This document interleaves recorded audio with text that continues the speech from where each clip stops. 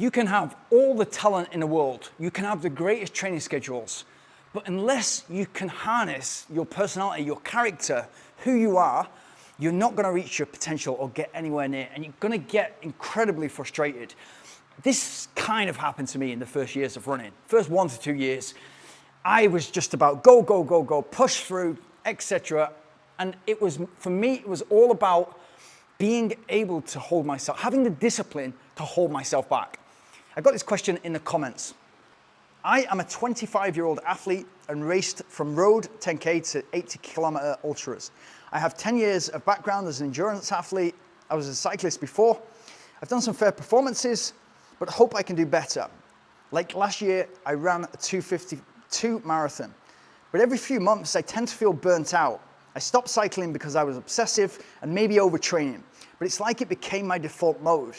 I rarely get injured, but I get fatigued. I follow the advice of a coach now, also to solve that problem, but it's like it's not getting any better. What does it make you think?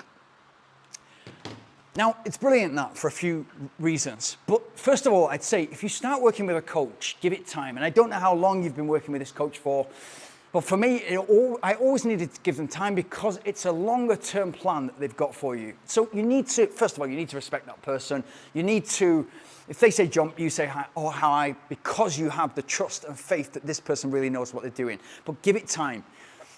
In terms of your default mode, it made me chuckle when I read that, because it absolutely is your default mode. And the quicker you believe and understand that, which I think you already do, that's my default mode. If we're going to do this, we're going to do it 110%. And with running or endurance pursuit, where you've got a repetitive motion, even more than your cycling background, you're going to get found out in terms of getting fatigued or in terms of injury. And that fatigue will turn into injury.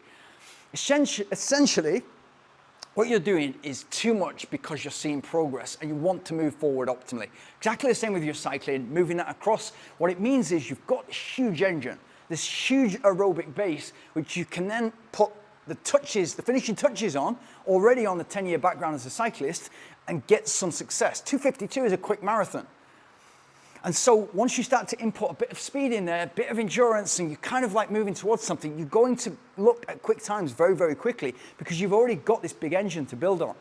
But if your personality is all in, which is exactly what this channel is called, you're going to get found out. It's got to be sustainable over longer periods of time. And if you want quick wins, if you want to, for example, if you want to quickly run 2:30 as quickly as you can, you draw a line under running, you leave running and go away, pretty sure you could do that this year.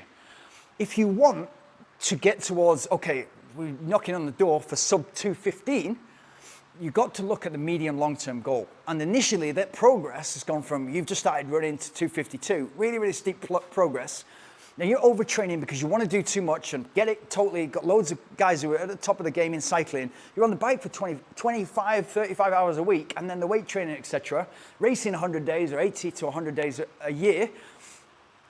Bringing all those hours over to running isn't going to cut it because it's too many. What we can do is we can be out there. If you're out there 5 hours a week, running 5, 6 hours a week, and you're splitting that week up and some structure there and you're letting the body recover and you're moving forward, you've got to think long-term goal. How does this success and how does this success in my training compound to make me a well-rounded athlete so that when I add other layers later, boxing off the basics, when I add other layers later, that makes me catapult. I hear so many people who just get into running like, right, got to do 20 miles on my long run, got to do 100 miles a week, got to do my fast session, got to get the latest recovery tools, got to get an ice bath, got to have a massage, got to do, on a weekly basis.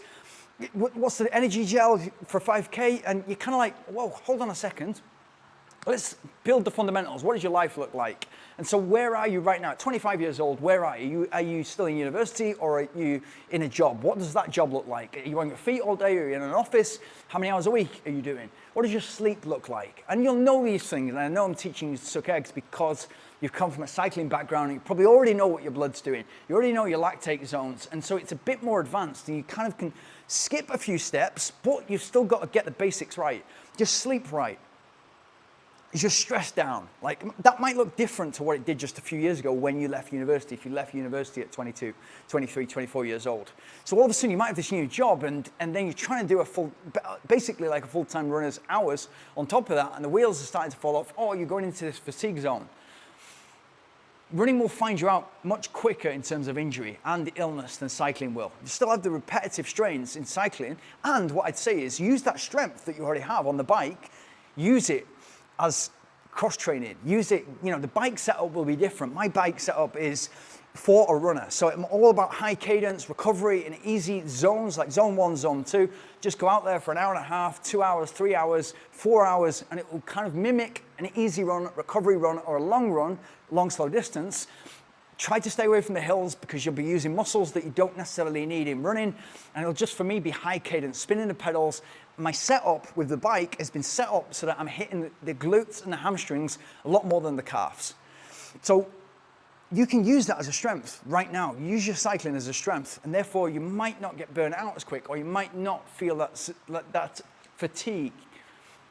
Super important. Use everything that's available for you to move forward, but move forward with caution. Everything's got to be gradual. So when you're inserting your intervals and then you're starting to sort of like play around with the progressions for those, not too much speed too quickly. So monitor that overall volume of how much speed work you're doing. Monitor the long run. You'd be able to go out there and run a marathon like you already have. You'd be able to do that. You could do that every week because you will have built up a massive engine. Just go slow and you think that you're doing yourself favors. But in actual fact, if you went out there and just did an hour and a half, an hour and 45 minutes, but it was specific, it's going to be feeding into your goal quicker. Have you jumped into the marathon too quick? A lot of people do it, and I always say this on this channel.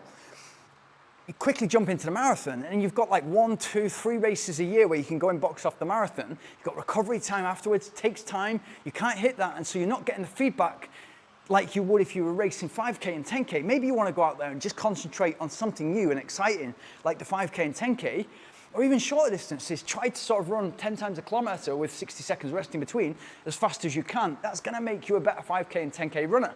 Enjoy your training so that you're not having that burnout, that physical and mental burnout, that fatigue. It's important to keep it fun.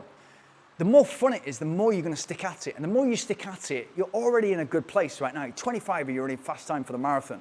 Maybe it's time to dial back, do something with the shorter distances, really hit those, and so that you can reach your potential later on. Your potential is massive. Even who knows without asking you a lot more questions, but it looks pretty good right now. 252. You just got into running, you're 25 years old, and you've got 10 years cycling background. The world's your oyster, and if you want those big times, if you want to be winning races, if you want to, it's not going to be a linear progress, exactly the same as it wasn't on the bike. You're going to get setbacks, but it's about reducing those setbacks by being smart about your training, listening to coaches. This coach might be the perfect person for you if you give he or she time. You might need to chop and change around. If you constantly change it, I've seen this before with guys like, oh no, it's not working. After a month, change to another coach. Then the other coach is kind of, oh, I've seen what you've done. And then all of a sudden, your town or your village or your city or whatever, you're the guy who kind of moves around clubs or moves around coaches. And nobody's plan will be good enough for you because you never give it time. I hope that helped. I hope it didn't sound condescending.